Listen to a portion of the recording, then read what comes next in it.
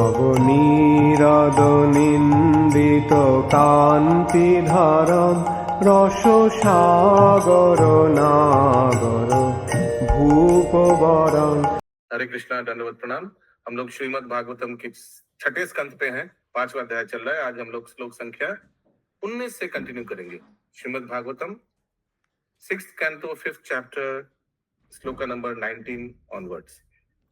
आज 19 से 19 से 22 तक करेंगे, 19 to 22। 19 नंबर श्लोक सब दोहराइए। काल चक्रम भ्रमी तीक्ष्णाम सर्वं निष्कर्षयच जगत्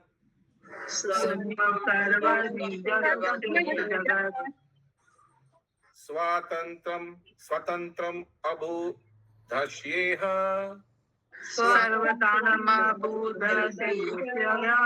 किम सत्कर्मभिर्भवेत्।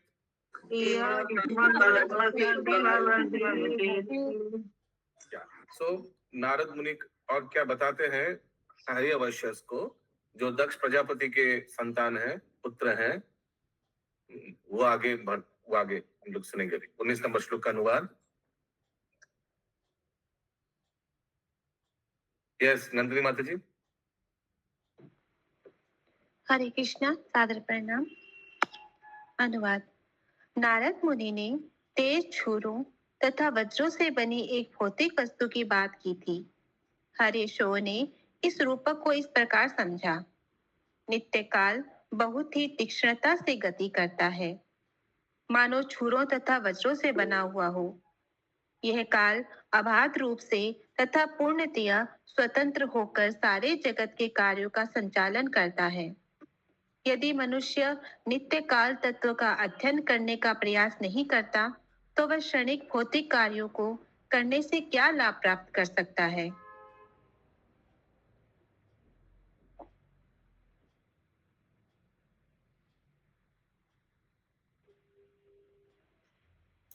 और एक बार माता जी।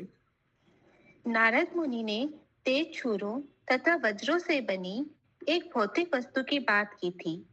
हरिशो ने इस रूपक को इस प्रकार समझा। नित्य काल बहुत ही तीक्ष्णता से गति करता है, मानो छुरों तथा वज्रों से बना हुआ हो। यह काल अबाध रूप से तथा पूर्णतया स्वतंत्र होकर सारे जगत के कार्यों का संचालन करता है। यदि मनुष्य नित्य काल तत्व का अध्ययन करने का प्रयास नहीं करता तो वह क्षणिक भौतिक कार्यों को करने से क्या लाभ प्राप्त कर सकता है।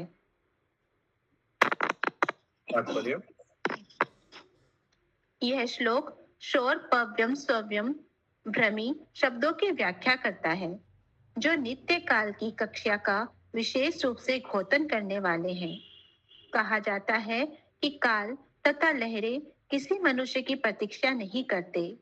महान राजनीतिज्ञ चाणक्य पंडित ने नैतिक उपदेशों के अनुसार आयुषण एको अपि न लभ्य स्वर्ण कोटि भी नैचेनी रत्तकम नीति काचे हानि स्तो अधिका। करोड़ों डॉलर देकर भी जीवन का एक क्षण वापस नहीं लिया जा सकता। इसीलिए मनुष्य को यह सोचना चाहिए कि यदि वह अपने जीवन का एक क्षण भी व्यर्थ में गवा देता है तो कितनी बड़ी क्षति होती है। जीवन के लक्ष्य को न समझते हुए पशु की तरह जीवन बिताते हुए मनुष्य मूर्खतावश यह सोचता है कि शाश्वतता नाम की कोई वस्तु नहीं है और उसका 50, 60 या हद से हद 100 वर्षों का जीवन ही सब कुछ है। यह सबसे बड़ी मूर्खता है। काल शाश्वत है और इस भौतिक जगत में मनुष्य अपने शाश्वत जीवन की विभिन्न अवस्थाओं से होकर गुजरता है। यहाँ पर काल की उपमा तेज छुरे से दी गई है। छुरा तो बाल मुड़ने के लिए होता है, किंतु यदि ठीक से नहीं चलाया जाए तो गजब ढा सकता है। मनुष्य को सलाह दी जाती है कि अपनी आयु का दुरुपयोग करके विपत्ति में न गिरे। उसे अत्यंत सावधान रहकर अपने जीवन की अवधि का उपयोग आध्यात्मिक साक्षात्कार या कृष्ण भावना अमृत के लिए करना चाहिए। हरे कृष्ण।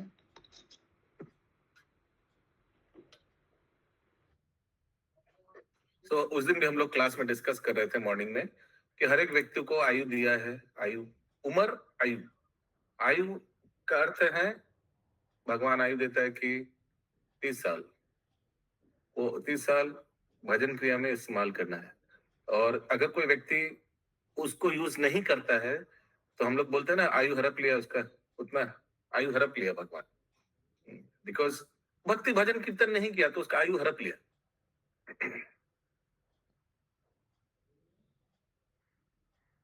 और एक चीज हम देख रहे हैं कि ये जो श्लोक पढ़ा जा रहा है उसमें अनुवाद में ब्रैकेट में लिखा है नारद मुनि ने जो बोला हर्यश्वस ने ऐसा समझा, तो इसका मतलब है कि ये नारद मुनि द्वारा नहीं बोला गया ना। ये जो श्लोक है, जैसे अभी हम लोग ने 19 नंबर श्लोक पढ़ा, ये सुखदेव गोस्वामी परीक्षित महाराज को बोल रहे हैं, नारद मुनि ने ये श्लोक को नहीं बोला। लेकिन हर्यश्वस यानी दक्ष के पुत्रों ने जो समझा वो ये है, वो सुखदेव गोस्वामी बोलते हैं। आशा करता हूं आप लोग समझ गया क्या मैं समझाना चाह रहा हूं। 20 नंबर श्लोक, शास्त्रस्य पितुर आदेशाम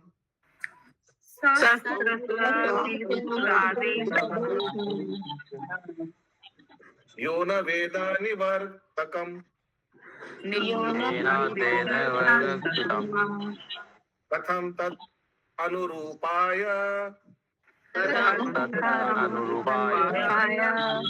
गुरु विष्णम ही उपक्रमे।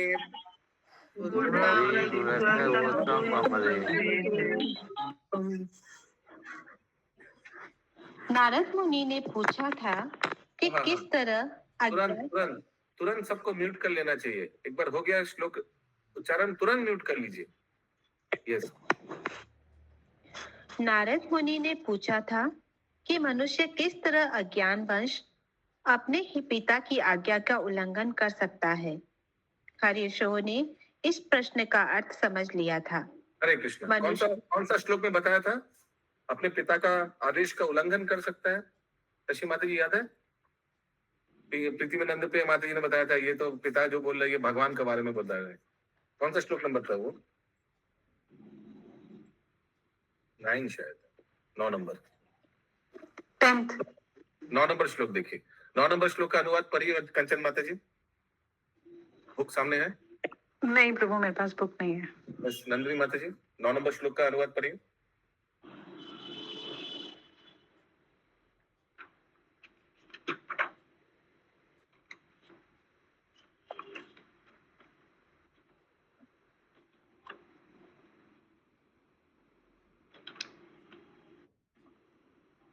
हाय, तुम्हारे पिता तो सर्वज्ञ है, किंतु तुम उनके असली आदेश को नहीं जानते। असली आदेश, क्योंकि नकली आदेश कौन दिया? दक्ष ने, वो भी पिता है। असली आदेश कौन देता है? भगवान, शास्त्र में। आगे, अपने पिता के असली उद्देश्य को जाने बिना तुम किस तरह संतान उत्पन्न करोगे? पिता क्या भेजा संतान उत्पन्न करने के लिए संसार में, या अपने आप को सुधार के भगवान के धाम वापस जाने के लिए? अभी फिर से कहाँ थे आप? 20 नंबर श्लोक। 20 नंबर श्लोक का हाँ अनुवाद पढ़िए। नारद मुनि ने पूछा था कि किस तरह अज्ञानवश अपने ही पिता की आज्ञा का उल्लंघन कर सकता है। हरिशो ने इस प्रश्न का अर्थ समझ लिया था। मनुष्य को शास्त्र के मूल आदेशों को स्वीकार करना चाहिए। वैदिक सभ्यता के अनुसार मनुष्य को द्वितीय जन्म के चिन्ह रूप में यज्ञोपवीत जनेऊ प्रदान किया जाता है।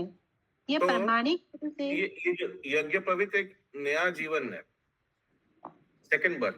पहला जीवन तो माता पिता देता है, सेकंड जीवन जब ब्राह्मण दीक्षा होता है। एक्चुअली प्रभुपाद जी के समय वो एक साथ ही हो जाता था, हरिनाम ब्राह्मण कभी कभी हड़बड़ी में प्रभुपाद जी बहुत ज्यादा मिशन फटाफट। तो जब गुरु दीक्षा देता है ब्राह्मण दीक्षा, तो उस समय सेकंड बर्थ होता है। आगे, यह परमाणिक गुरु से शास्त्रों के आदेश प्राप्त कर चुकने के फलस्वरूप दूसरा जन्म पाता है। इसीलिए शास्त्र असली पिता है। सारे शास्त्रों का आदेश है कि मनुष्य अपने जीवन की भौतिक शैली को समाप्त कर दे। यदि वह पिता भौतिक श्रेणी को समाप्त कर दे, that one should end his material way of life, यानी दुकान बढ़ा ले, दुकान फैलाए ने नहीं बोला है। संसार पुत्र दादाजी नानाजी बनकर पूरा फैल के बैठने नहीं बोला, वाइंड अप करने बोला, वाइंड अप। आगे यदि वह पिता अर्थात शास्त्रों के आदेशों का उद्देश्य नहीं समझता तो वह अज्ञानी है। जो पिता अपने पुत्र को भौतिक कार्यों में लगाए रखने का प्रयत्न करता है, उसके वचन पिता के असली आदेश नहीं होते। जैसे दक्ष कर रहा था। यहाँ क्लियर है? सबको समझ में आ रहा है क्या चल रहा है? अगला तात्पर्य, सॉरी। भगवत गीता 16.7 का कथन है, प्रवृत्ति च निर्वृत्ति च जना न विदुरासुरा। असुरगण जो मनुष्य से निम्न है किंतु पशु नहीं कहलाते, प्रवृत्ति तथा निर्वृत्ति अर्थात करणीय कार्य तथा अकरणीय कार्य का अर्थ नहीं समझते। भौतिक जगत में हर तो ये बहुत सिंपल है, प्रवृत्ति मार्ग और निवृत्ति मार्ग। प्रवृत्ति माने मोहन गुन प्रभु बता रहे थे उस दिन भागवत सप्ताह में, what is to be done as per scriptures, शास्त्र के अनुसार क्या करना चाहिए। और निवृत्ति मार्ग क्या है, क्या नहीं करना चाहिए, वर्जन करना चाहिए। तो ये पशु समझता है क्या? उनका इंटेलिजेंस ही नहीं है। आगे भौतिक जगत में हर व्यक्ति। प्रभु जी, आपने अभी यहाँ बताया कि दक्ष कुछ और कहना चाहते थे इन कंपैरिजन टू भगवान, तो क्या हाँ, तो भगवान चाहता है कि वाइंड अप करो, वापस आओ। जैसे मैं कल टॉयलेट का उदाहरण दे रहा था, दक्ष क्या बोल रहे, टॉयलेट में ही रहो, जड़ जगत में ही रहो, फैलाओ, संतान उत्पादन करो, दादाजी नानाजी परदादा ऐसे बनते रहो, वापस मत आओ। इसलिए मैं दुकान बनाना और दुकान फैलाना का बात बोल रहा था। आगे माता जी। भौतिक जगत में हर व्यक्ति भौतिक जगत पर यथाशक्य प्रभुत्व जताना चाहता है, यह प्रवृत्ति मार्ग कहलाता है। किंतु सारे शास्त्र निवृत्ति मार्ग का उपदेश देते हैं, अर्थात भौतिकतावादी जीवन शैली से छुटकारे की सलाह देते हैं। वैदिक सभ्यता दुनिया में सबसे पुरानी है। वैदिक शास्त्रों के अतिरिक्त अन्य शास्त्र भी इस बात पर सहमत है। उदाहरणार्थ बौद्ध शास्त्रों में भगवान बुद्ध यह उपदेश देते हैं कि भौतिकतावादी जीवन शैली त्याग कर मनुष्य निर्वाण प्राप्त कर सकता है। बाइबल भी एक शास्त्र है, उसमें भी यही उपदेश मिलेगा कि मनुष्य भौतिकतावादी जीवन का अंत कर दे और भगवत धाम वापस जाए। हम किसी भी शास्त्र की परीक्षा करें, विशेषतया वैदिक शास्त्र की, तो यही उपदेश दिया जाता है कि मनुष्य अपने भौतिकतावादी जीवन का परित्याग करे और अपने आदि आध्यात्मिक जीवन में वापस आए। शंकराचार्य ने भी यही निष्कर्ष प्रतिपादित किया, ब्रह्म सत्यम जगत मिथ्या। यह भौतिक जगत या भौतिकतावादी जीवन केवल माया या भ्रम है। अतएव मनुष्य अपने मायामय या भ्रामक कार्यों को बंद करके ब्रह्म पद को प्राप्त करे। क्लियर है? इजी है। अगला पैरा। शास्त्र शब्द विशेषतया वैदिक ज्ञान ग्रंथों का घोतक है। साम, यजुर, ऋग तथा अथर्व ये चारों वेद, इन वेदों से ज्ञान प्राप्त करने वाले अन्य ग्रंथ वैदिक ग्रंथ माने जाते हैं। भगवत गीता समस्त वैदिक ज्ञान का सार है। अतएव ये ऐसा शास्त्र है जिसके उपदेशों को विशेष रूप से मानना चाहिए। समस्त शास्त्रों के इस सार में कृष्ण स्वयं उपदेश देते हैं कि मनुष्य अन्य सारे कर्तव्यों को त्याग कर उनकी शरण ग्रहण करे। सर्वधर्मान परित्यज्य मामेकं शरणं व्रज। मनुष्य सभी चारों वेदों का सार है भगवत गीता। भगवत गीता का सार है ये श्लोक। आगे। मनुष्य को शास्त्र के नियमों का पालन करने की दीक्षा दी जानी चाहिए।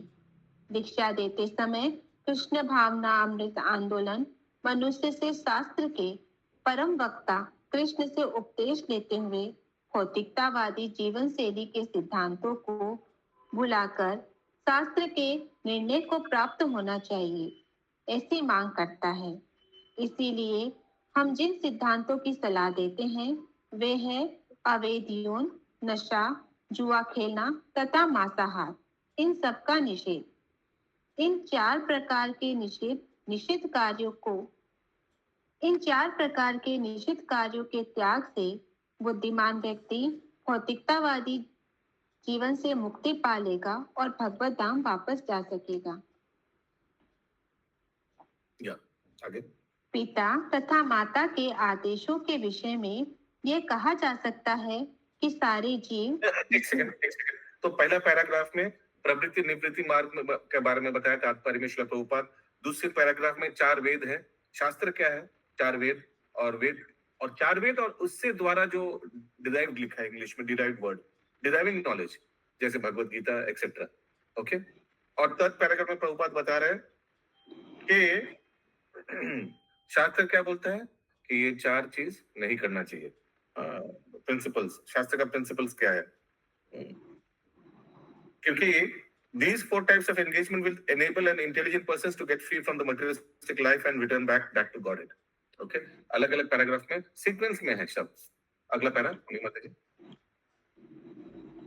पिता तथा माता के आदेशों के विषय में ये कहा जा सकता है कि सारे जीव जिसमें बिल्लियां, कुत्ते तथा सर्प जैसे तुच्छ जीव सम्मिलित है, माता पिता से जन्म पाते हैं।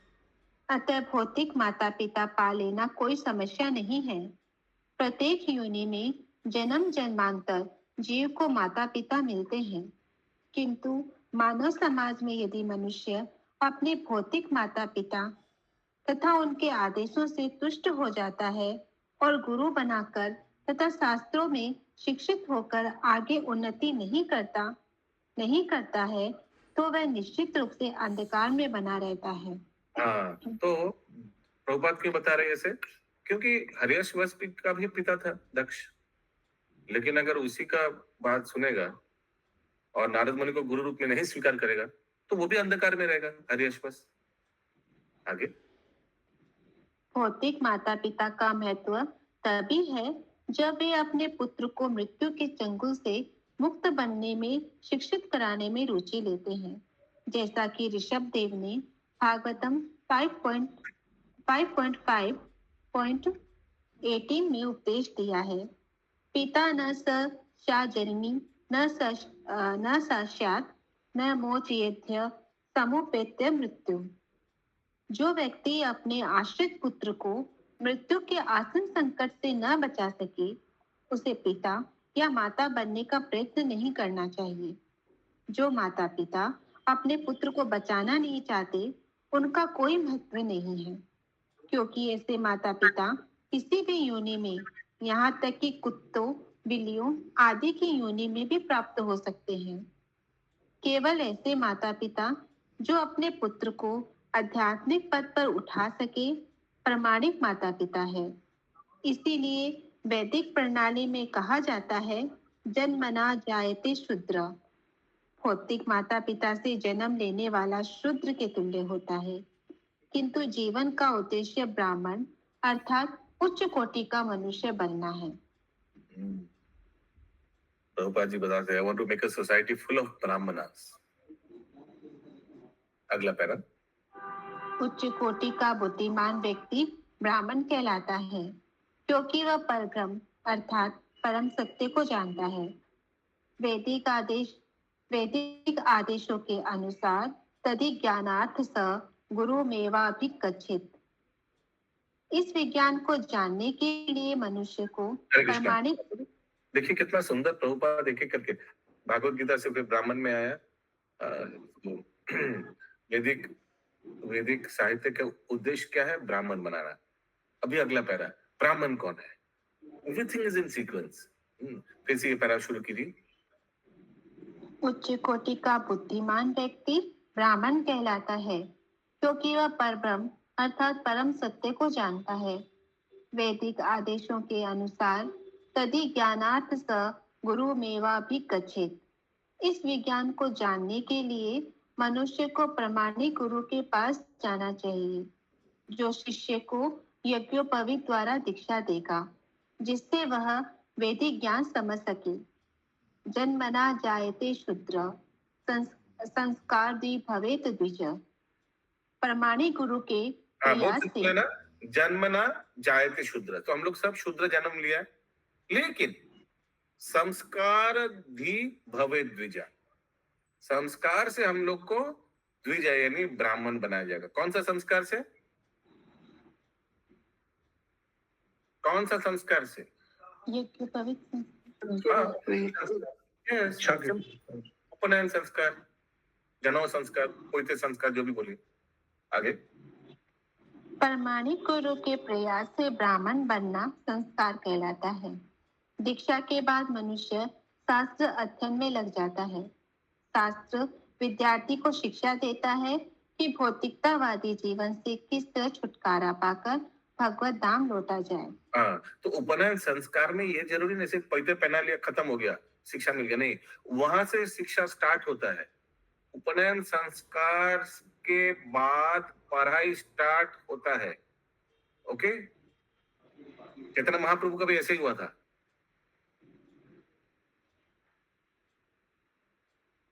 कौन संस्कार प्रभु जी, कौन सा संस्कार के बाद? उपनयन संस्कार, जनेऊ संस्कार।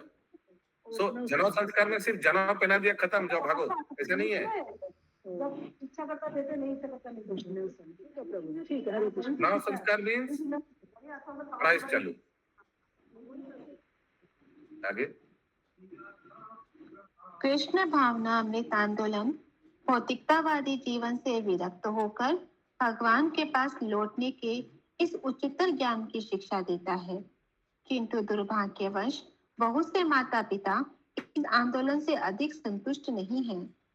हमारे छात्रों के माता पिता के अतिरिक्त अनेक व्यापारी जन भी असंतुष्ट हैं, क्योंकि हम अपने छात्रों को नशा, मांसाहार, अवैध मैथुन तथा जुआ खेलने की आदतों को छोड़ने की शिक्षा देते हैं। यदि कृष्ण भावनामृत आंदोलन का विस्तार होता है तो तथाकथित व्यापारियों को अपने कसाई घर, शराब खाने तथा अपनी सिगरेट की फैक्ट्रियां बंद करनी पड़ेगी। इसीलिए वे अत्यधिक भयभीत हरे कृष्णा। अभक्तों के तो दूर की बात, मैं आगे भी बताया आप लोगों को, सत्य बात बता रहा हूँ। कुछ कुछ भक्त लोग भी मैंने बातचीत किया, भक्त लोग, दीक्षित भक्त लोग, उन लोग भी अपने बच्चे लोगों को ये सब चार चीज छोड़ने के लिए उतना प्रेरणा नहीं देते हैं। माता पिता का दीक्षा हो गया, लेकिन बोलता नहीं अभी खाने तो, बच्चा छोटा है, बड़ा हो जाएगा तो हम लोग उनको चेंज करा देंगे। और एक भक्त तो हमको यही बताया था, हम भी इसको उम्र में बहुत ये सब किया, चांडी मूल्यांकन किया, अभी उसका टर्न है, करने दीजिए, बाद में तो हम ले ही आएंगे। मैंने कितना कॉन्फिडेंट, बाद में तो हम ले ही आएंगे। तो आप अच्छा इतना कॉन्फिडेंट तो बाकी को प्रचार कीजिए, पूरा दुनिया को ले आइए, देखते हैं, पहले सैंपल दिखाइए, फिर अपने बच्चे को ले आइएगा। तो यस, सो एक्चुअली तो इसीलिए जब मिट्टी नरम है उस समय लाना बहुत इजी होता है। लेकिन एक्चुअली क्या होता है, कुछ कुछ भक्त लोग चांडी में सब पालन तो कर लेते हैं, लेकिन फिलोसफी में कन्विंस्ड नहीं है। उन लोग ही ना अपने बच्चे लोगों को भक्ति में लाने में थोड़ा हिचकिचाते हैं। माता जी, प्रभु जी, बच्चे लोग को यूथ फोरम में दीजिए। नहीं, अभी नहीं, अभी पढ़ाई करेंगे। अभी नहीं, बाद में, अभी एग्जाम है, अभी बोर्ड है। तो एक्चुअली खुद ही कन्विंस नहीं है तो क्या बच्चे लोग को सब शिक्षा में डालेगा? खुद ही आगे उनका दीक्षा हो गया तो हो गया, उम्र हो गया, सब कहीं ना कहीं जुड़े हुए हैं, हम लोग इस्कॉन से जुड़े हुए हैं। They are not convinced about the philosophy, इसलिए बच्चे लोग को डालने में ना सोचता है, अरे बाबा नहीं, बाद में क्या इस चक्कर में पढ़ाई फेल हो जाएगा या पढ़ाई कम मार्क्स लाएगा, लास्ट में इसके बीच में कहा कुछ हो जाएगा, तब सोचेगा अरे ड्रग्स वग्स में चक्कर में पड़ जाएगा, फिर सोचेगा हाँ बच्चे लोग को लाना चाहिए था। आप लोग को मालूम होगा, बड़े जितना स्कूल है सब पूरा ड्रग्स एकदम फैल गया, इंक्लूडिंग कलकत्ता में तो बढ़िया तरह से फैल गया। अंदर में बड़ा स्कूल में बता रहा हूँ, छोटा का मालूम नहीं, बड़ा स्कूल में ज्यादा टॉप स्कूल है सब में। तो जो बुद्धिमान माता पिता है वो अपने बच्चे लोगों को भागवत शिक्षा देता है बचपन से ही। सोचिए, बच्चा अगर बहुत पढ़ा लिखा बैरिस्टर हो गया, बड़ा बड़ा डिग्रीज ले गया है, लेकिन अगर साथ ही साथ ड्रग एडिक्ट भी है, तो कैसे लगेगा माता पिता का? तो इसीलिए जो बुद्धिमान माता पिता है बचपन से ही अपने बच्चे लोगों को इस्कॉन का जो चिल्ड्रन क्लासेस है या यूथ क्लासेस है उसमें ज्वाइन करा देता है। आगे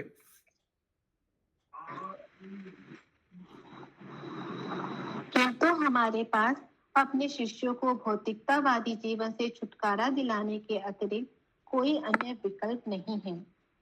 हमें उन्हें भौतिक जीवन से विपरीत जीवन की शिक्षा देनी चाहिए, जिससे हम उन्हें जन्म मृत्यु के चक्कर से बचा सके। इसीलिए नारद मुनि ने प्रजापति दक्ष के पुत्र हरिशों को सलाह दी कि वह संतति उत्पन्न करने के बजाय अच्छा हो कि उसका परित्याग करे और शास्त्रों के आदेशानुसार आध्यात्मिक ज्ञान की सिद्धि प्राप्त करें। भगवत गीता 16.23 में शास्त्रों की महत्ता का उल्लेख हुआ है। यह शास्त्र विधि मत सृज्य वर्तते कामकारत न स सिद्धिं वाप्नोति न सुखम न पराम गति।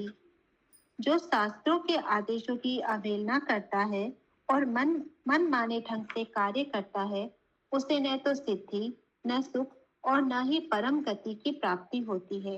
हरे कृष्ण।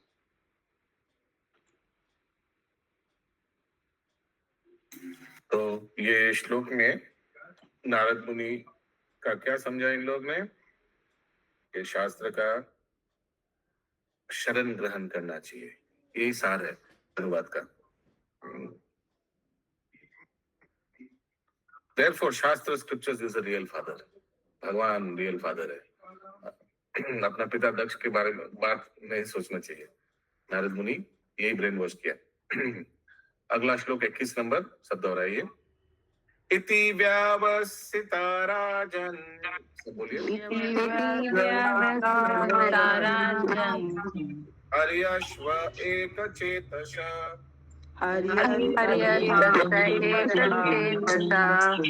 दयायुस्तं परिक्राम्य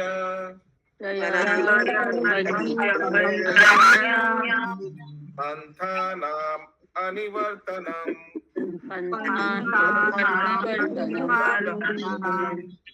एक सेकंड होल्ड कीजिए।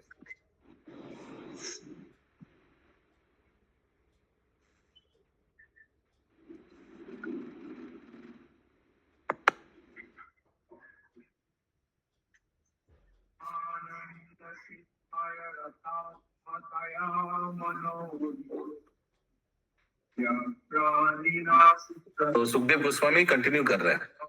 सुखदेव गोस्वामी बोल रहे हैं, बोलिए अनुवाद। सुखदेव गोस्वामी ने आगे कहा, हे राजन, नारद मुनि के उपदेशों को सुनने के बाद प्रजापति दक्ष के पुत्र हरिशों को पूरी तरह से समझ में आ गया। उन सबों ने उनके उपदेशों में विश्वास किया और वे एक ही निष्कर्ष पर पहुंचे। उन्हें अपना गुरु स्वीकार कर लेने पर उन्होंने उस महामुनि की प्रदक्षिणा की और उस पथ का अनुसरण किया जिससे कोई इस जगत में फिर नहीं लौटता। तो कौन सा है वो पद? सब सोच में पड़ गया। आध्यात्मिक गुरु स्वीकार। हाँ, उन लोग ब्रह्मचार्य का पद स्वीकार किया।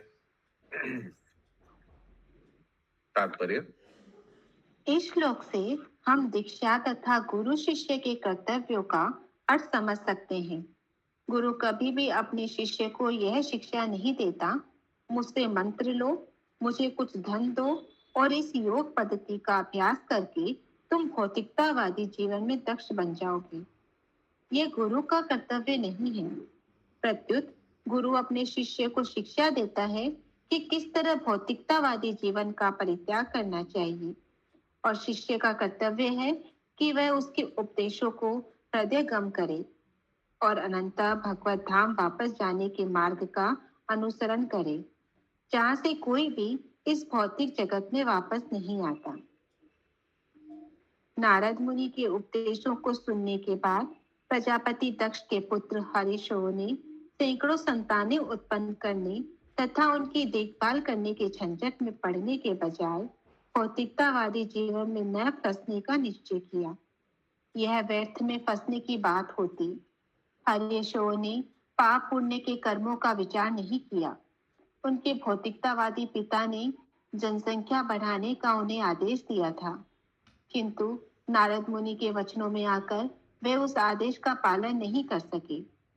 नारद मुनि ने उनके गुरु के रूप में उन्हें यह शास्त्रीय उपदेश दिए कि उन्हें इस भौतिक जगत का परित्याग कर देना चाहिए, और उन्होंने प्रामाणिक शिष्यों की तरह उनके आदेशों का पालन किया।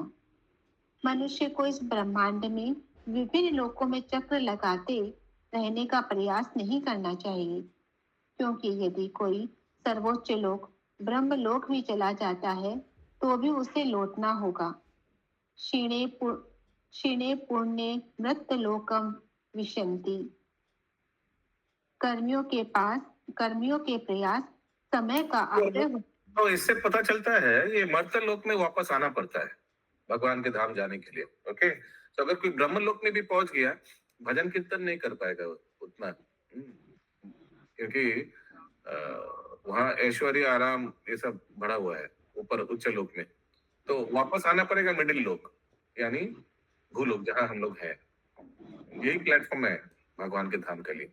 आगे, कर्मियों के प्रयास समय का अपव्यय होते हैं। मनुष्य को भगवत धाम वापस जाने का प्रयास करना चाहिए। यही जीवन की सिद्धि है। जैसा कि भगवत गीता 8.16 में भगवान कहते हैं, आ ब्रह्म भुवनालोका पुनरावर्तिनो अर्जुन मामुपेत्य तु कौन्तेय पुनः जन्म न विद्यते। इस जगत में सर्वोच्च लोक से लेकर निम्नतम सारे लोग दुखों के घर हैं, जहाँ जन्म तथा मरण का चक्र लगा रहता है। किंतु हे कुंती पुत्र, जो मेरे धाम को प्राप्त कर लेता है वह फिर कभी जन्म नहीं लेता। हरे कृष्ण। तो ये बात हरियश्वस ने समझ गया। आज का अंतिम श्लोक 22 नंबर। स्वरा ब्रह्मणि निभ्रात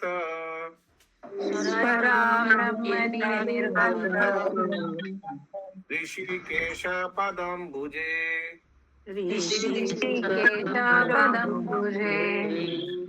अखंडम चित्तम आवेश्य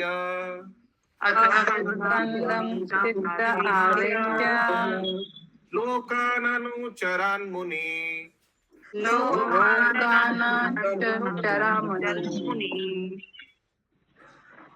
संगीत यंत्रों के 7 स्वरों श, री, गा, म, प, ध तथा नी का प्रयोग किया जाता है, किंतु ये सातों स्वर मूलतः सामवेद से आए हैं। महामुनि नारद भगवान की लीलाओं का वर्णन करते हुए ध्वनियां करते हैं। ऐसी दिव्य ध्वनि यथा हरे कृष्ण कृष्ण कृष्ण हरे हरे, हरे राम राम राम हरे हरे से वे अपने मन को भगवान के चरणों में स्थिर करते हैं। इस तरह वे इंद्रियों के स्वामी ऋषिकेश का प्रत्यक्ष दर्शन करते हैं। हरेशों का उद्धार करने के बाद नारद मुनि ने अपने मन को भगवान के चरण कमलों में सदा स्थिर रखते हुए सारे लोकों में अपनी यात्रा जारी रखी।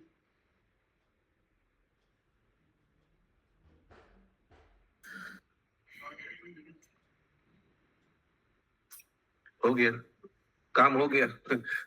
नारद मुनि आगे निकल गया। ऐसे भी श्राप लगा था, एक जगह में ज्यादा देर रुक नहीं पाएगा या लगेगा। सॉरी, वो श्राप अभी तक मिला नहीं है, वो श्राप मिलने वाला है। हाँ, वो श्राप अभी दक्ष देगा कुछ दिन बाद। सेकंड, ये तो फर्स्ट सेट को बना दिया भक्त। अगला सेट का नाम क्या था? हरियश्वस के बाद सेकंड सेट का क्या नाम है, किसी को याद है? शालश। शायस, शालश, लश। एनीवेज, तो दूसरा सेट को जब भक्त बना देगा फिर दक्ष प्रजापति श्राप देगा। तात्पर्य यहाँ पर नारद मुनि की अच्छाई का वर्णन है। वे सदैव भगवान की लीलाओं का कीर्तन करते हैं और पतित आत्माओं का उद्धार करके भगवत धाम वापस भेजते हैं। इस संबंध में श्रील भक्ति विनोद ठाकुर का गीत पढ़ना है इसको भी। कीर्तन करिए। नारद मुनि बजाए वीणा राधिका रमण नामे, नाम कामिनी उदित हाया भगत गीत स्वामी। नारद मुनि बजाए वीणा राधिका रमण नामे, अमीय धारा बरसि घना श्रवण युगल धारा बरसी घन श्रवण जुगल गीया,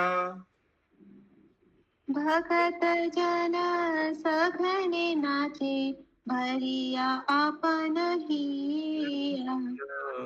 नारद मुनि बजाए वीणा राधिका रमण नामे, माधुरीपुर आसब पति माधुरीपुर आशोभ पोषी। बोलिए। माधुरीपुर आशब पशि माताए जगत जाने, काहे को कांदे केहो बका दे, कोई रो रहा है सुन के। केहो वा कांदे केहो वा नाचे, केहो माते माने माने।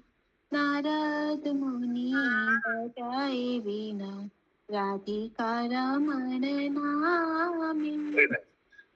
तो फर्स्ट पैरा लो में, सेकंड पैरा हाई में। Okay, very easy. पंचवदन नारदे धरे हे मेर सघन, पंचवदन नारदे धरे मेर सघन रोलो, कमलासन रचिया बले बोल बोल हरि बोला।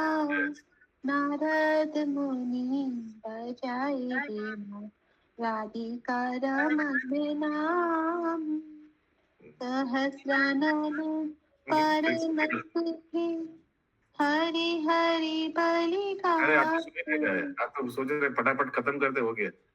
सहस्रानन परम सुखे हरि हरि बोली गाए, नाम प्रमावे मालित विश्व,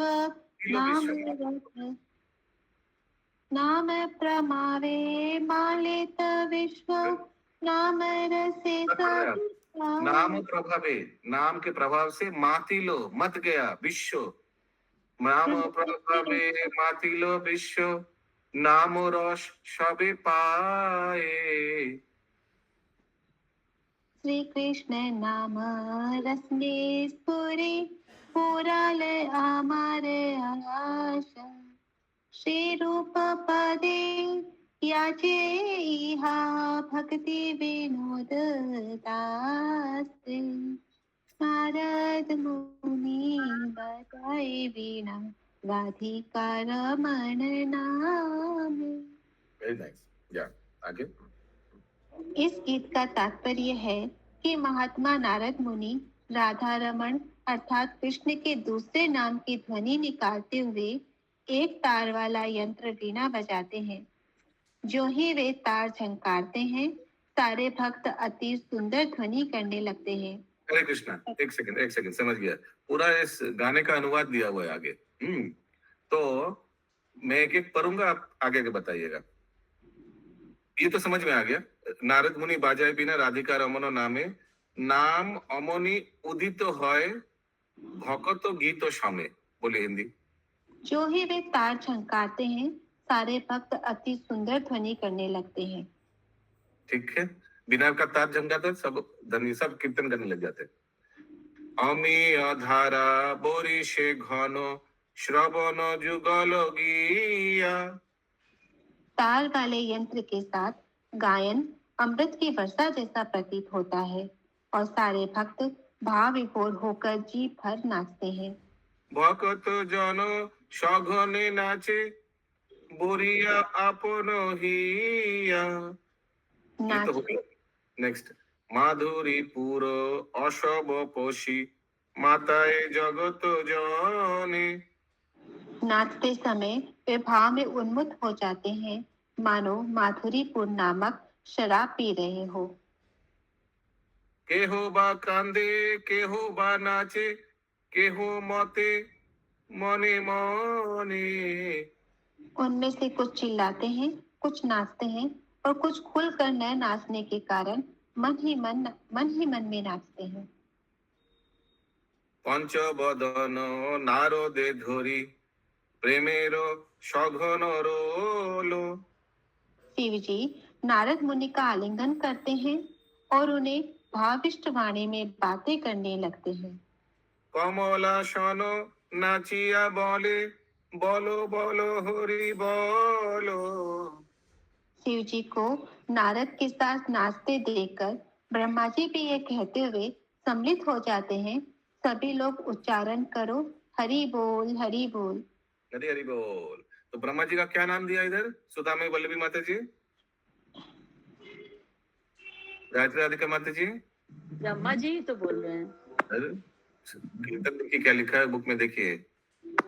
शशि माता जी? कमलासन, कमल नयन, कमल नहीं, कमल आसन। कमलासन, yes. आगे, सहस्र श्रनन परम सुखे, हरि हरि बोली गाए। स्वर्ग के राजा इंद्र भी क्रमशः प्रसन्नता पूर्वक उनके साथ हो लेते हैं और नाचने हाँ? तथा हरि बोल का उच्चारण करने लगते हैं। सहस्र न, अच्छा मेरा इधर अनंत शेष लिखा हुआ है। नयन होगा प्रभु ना। सहस्र नयन, तो फिर इंद्र को बोला। अच्छा मैं हाँ। सोचा ये अनंत शेष होगा। ओके। नाम प्रभावे मातिलो विश्व, नाम रसे सबे पाए। इस तरह ईश्वर के पवित्र नाम की दिव्य ध्वनि के प्रभाव से सारा ब्रह्मांड भावमय हो गया। श्री कृष्ण नामो रसने स्फुरी, पूरल अमरो आशा। भक्ति विनोद ठाकुर कहते हैं, जब ब्रह्मांड भाव में हो जाता है तो मेरी इच्छा तुष्ट हो जाती है। श्री रूप पदे जाचये इहा, भक्ति विनोद दासा। अतएव मैं रूप गोस्वामी के चरण कमलों पर प्रार्थना करता हूँ कि हरे नाम का यह कीर्तन इसी तरह उत्तम ढंग से चलता रहे। लीला भक्ति विनोद ठाकुर जी की जय। जय जय। लास्ट पैरा, सॉरी आगे और भी है। Next para. ब्रह्मा जी नारद मुनि के गुरु हैं और नारद मुनि व्यास देव के गुरु हैं तथा व्यास देव मध्वाचार्य के गुरु हैं।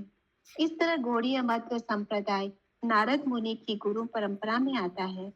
इस गुरु परंपरा के सदस्यों, दूसरे शब्दों में कृष्ण भावनामृत आंदोलन के सदस्यों को चाहिए कि हरे कृष्ण कृष्ण कृष्ण हरे हरे, हरे राम राम राम हरे हरे की ध्वनि, हरे हरे की दिव्य ध्वनि का कीर्तन करते हुए नारद मुनि के चरण चिन्हों का अनुसरण करें।